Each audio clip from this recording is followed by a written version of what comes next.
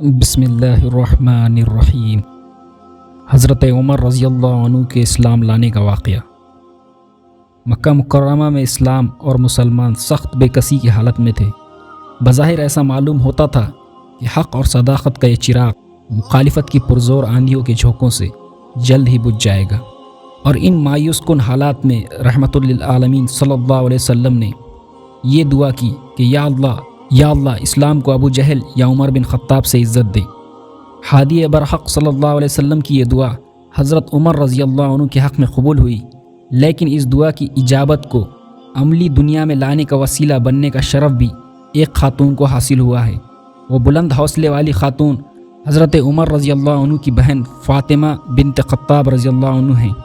حضرت عمر رضی اللہ عنہ بڑے جری، بہادر، دلیر اور عالی ہمت انسان تھے۔ قدرت نے انہیں ایک بارواب اور باوقار شخصیت سے نوازا تھا۔ اپنے آبائی دین کی حمایت میں بڑے سخت اور متشدد تھے۔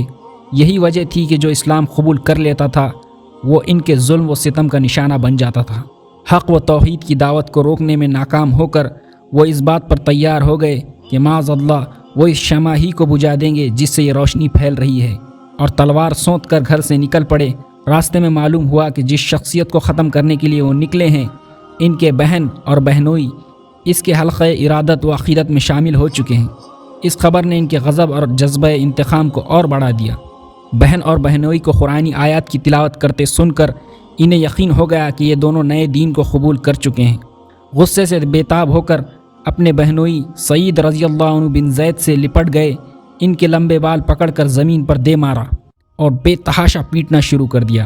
حضرت فاطمہ رضی اللہ عنہ شوہر کو بچانے کے لیے اٹھیں تو انہیں بھی مارا۔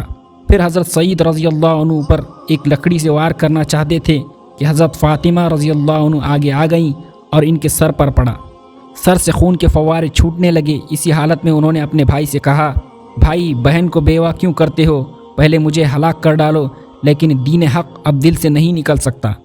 ہمارا خاتمہ محمد صلی اللہ علیہ وسلم کے دین ہی پر ہوگا۔ خون میں نہائی ہوئی بہن سامنے کھڑی تھی۔ اس کی زبان سے یہ الفاظ سن کر عرب کے اس نامور فرزند یعنی عمر رضی اللہ عنہ کے دل کی دنیا میں ایک انقلاب برپا ہو گیا۔ غصے کی جگہ ندامت نے لے لی۔ حضرت فاطمہ رضی اللہ عنہ نے اپنا خون بہا کر انہیں کسی اور راستے پر گامزن کر دیا۔ کچھ وقفے کے بعد کہا، اچھا جو کچھ تم پڑھ رہے تھے مجھے بھی دکھاؤ۔ اس طرح حضرت عمر رضی اللہ عنہ اس شمع رسالت کے جانثار اور خداکار پروانوں میں شامل ہو گئے۔ جس شمع کو بجھانے کے لیے وہ اپنے گھر سے نکلے تھے، اب ان کی تمام صلاحیتیں اور قوتیں اسلام کے لیے وقف تھیں، جس کی وجہ سے مسلمانوں کی صفوں میں مسرت، حوصلہ اور ہمت کی ایک لہر دوڑ گئی۔ مکے کی فضا میں ایک تغیر عظیم آ گیا۔ آج تک مسلمان چھپ چھپ کر اپنے رب کی عبادت کرتے تھے، مگر آج پہلی مرتبہ انہوں نے برسر عام مسجد حرام میں نماز ادا کی۔ یہ نبوت کے 6 سال کا واقعہ ہے۔